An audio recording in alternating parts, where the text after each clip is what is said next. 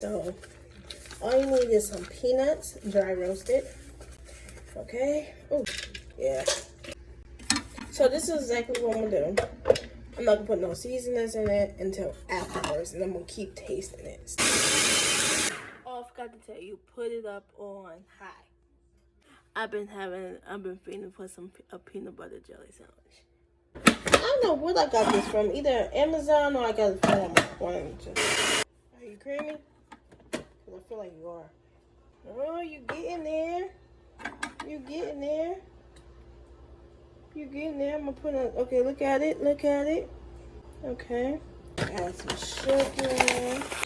I'm gonna add a little bit of a liquid coconut oil. Just like a little drop. Okay. Okay. I'm gonna put maple syrup. Everything tastes good with maple syrup. I'm just trying something new. This is like my first time doing it this way.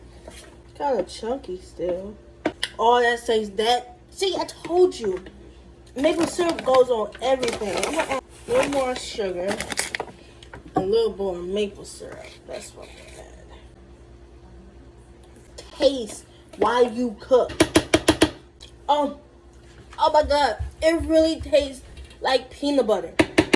I used to do that, and it just wow. Okay, so I want to ask y'all a question. Who put peanut butter on their oatmeal? Man, I said that tastes so good. That tastes so good to me. So, if you find something helpful, smash that like button. What do you think? And then if you love more of my cooking videos, thank you and God bless.